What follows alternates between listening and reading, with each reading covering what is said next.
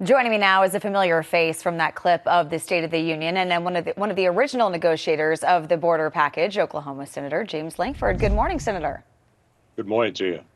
So many Republicans rejected this bill, a bill you were part of creating. If this is brought to the floor, what needs to be changed for Republicans to jump on board this time? Yeah, there's significant things. Obviously, this was part of a larger package dealing with funding for Israel, funding for Ukraine. Our focus from the beginning on this package was if we're going to fund some of the things that are happening in Israel, and we want to be able to jump in to be able to help.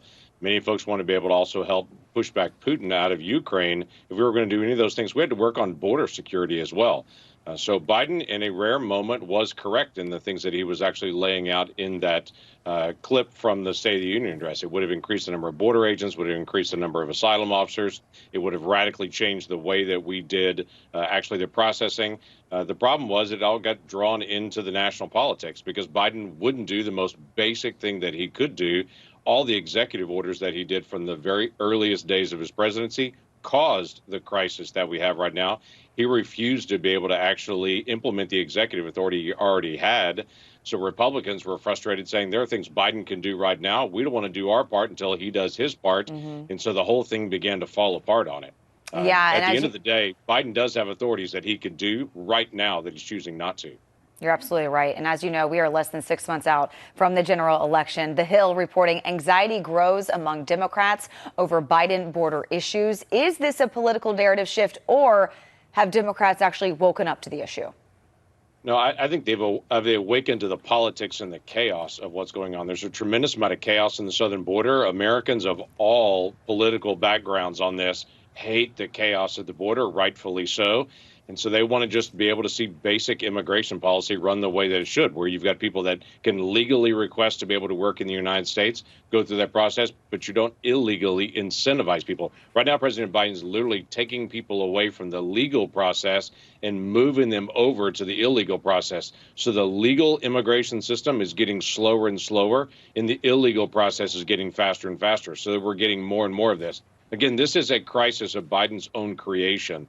And now it's just grown out of what he thought it would ever be. He thought he could manage it, but the cartels in Mexico are just seeing his weakness and just overrunning him. And now they're trying to figure out how to be able to manage his own mistakes. Yeah. Do you think there's a real possibility of a border bill being passed in the next few months?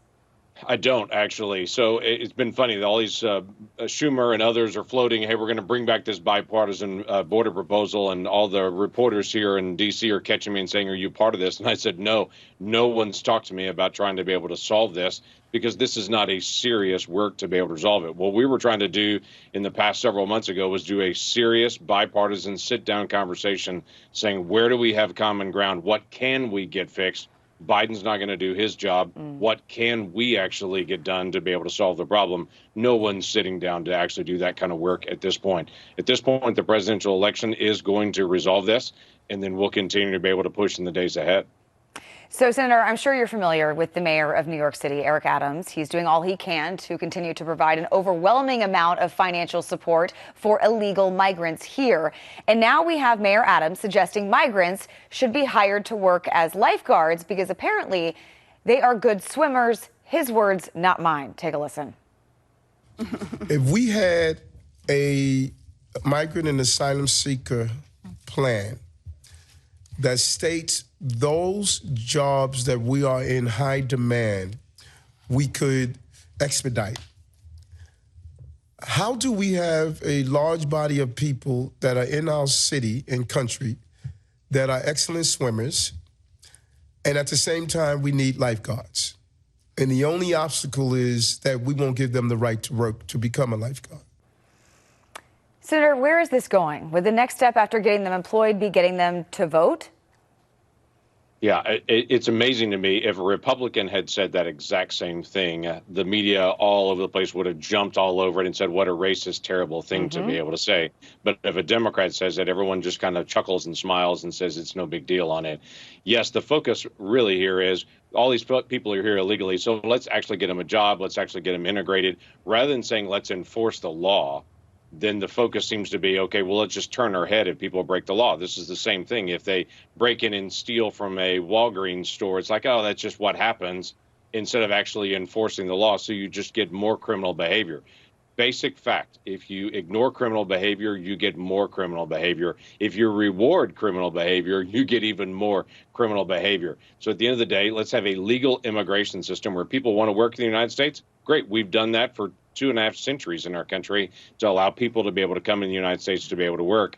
Let's allow that in a legal process where they actually have to do the application, get the vetting, do the background checks, all those things, not just wave people in, and certainly not do what San Francisco and multiple other places do, where they actually register people to vote, though they know for a fact they're illegally present. Have you seen stories recently from Ohio, where Ohio is scrubbing its rolls and finding people that are not legal in the United States that are on the voter rolls, and Ohio's taking a step to be able to scrub them off? Every state should do that. Every state should focus in on its voter rolls to make sure they don't have people illegally, and certainly not do what sanctuary cities do, and that's register them to vote, quote unquote, on city elections, wink, wink, nod, nod, and I hope they won't actually vote in federal. Senator, you make so many good points. Thanks so much for joining me this morning. Really appreciate it.